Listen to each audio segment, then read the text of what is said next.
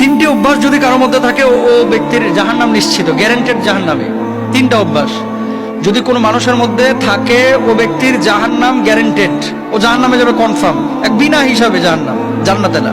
আল্লাহ রাসূল সাল্লাল্লাহু আলাইহি ওয়াসাল্লাম বলেছেন, দেখেন আল্লাহ তাআলা কিন্তু কোনো মানুষকে জাহান্নামে পোড়ানোর জন্য বানান নাই। আল্লাহ বানিয়েছেন মানুষকে বড় মায়া করে, দয়া করে, রহম করে, মানুষ যাতে করে সুপথে ফিরে আসে, আল্লাহকে ডাকে, আল্লাহকে স্মরণ করে এবং আল্লাহর জান্নাতে যায়।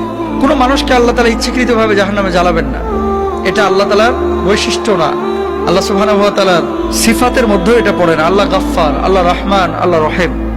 কিন্তু এমন কিছু কাজ আছে যে কাজগুলোকে আল্লাহ অত্যন্ত অপছন্দ করেন, নবী অপছন্দ করেন, কিন্তু এই কাজগুলো মানুষ অহরহ করছে। এই কাজগুলো করার কারণে মানুষ নিজের আশ্রয়স্থলটাকে জাহান্নামে বানিয়ে নিচ্ছে। তারা কারা? এক নাম্বার, রাসূল আকরাম সাল্লাল্লাহু আলাইহি ওয়াসাল্লাম বলেছেন, মুদমিনুল খামর, যে মানুষটা নিয়মিত মদ পান করে, বছরে একবার পান করলো সে কবিরা গুনাহ করেছে। কিন্তু যে দিন রাত 24 ঘন্টা মদের সাথে সম্পৃক্ত রাখে, মদ ছাড়া তার চলে না, মদ না খাইলে শরীর কনকন করে, মদ না খাইলে মাথা ব্যথা করে, মদ না খাইলে মাথা জ্যাম হয়ে যায়, মদ না খাইলে বউকে ভালো লাগে না, মদ না খাইলে ঘুম আসে না, মদ না খাইলে চলাফেরায় সমস্যা, এরকম কিছু মানুষ আছে। কিন্তু যদি এরকম কোনো মানুষ থাকে এই জমিনের মধ্যে যে যার চলাফেরা, উঠা বসা সবকিছুই মদের সাথে সম্পৃক্ত, এ মানুষটা জাহান্নামে, জাহান্নামকে তার আশ্রয়স্থল বানিয়ে নিয়েছে। রাসূল আকরাম সাল্লাল্লাহু আলাইহি ওয়াসাল্লাম বলছেন, মদ পানকারী ব্যক্তির 40 দিনের নামাজ কবুল হয় না। সে তওবা করলে তবে আল্লাহ তাআলা তার তওবা কবুল করেন।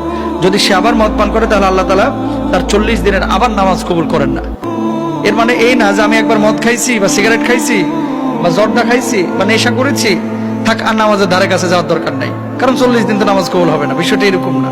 নামাজটাও পড়বে, তওবাটাও কন্টিনিউ করবে, আর মদটাকেও ছেড়ে দেওয়ার চেষ্টা করবে। ইয়া আইয়ুহাল্লাযীনা আমানু লা তাকরাবুস সালাতা ওয়া আনতুম সুকারা, হে ঈমানদাররা তোমরা নামাজের ধারে কাছে যাও না। কখন? যখন তোমরা নেশাগ্রস্ত অবস্থায় থাকো।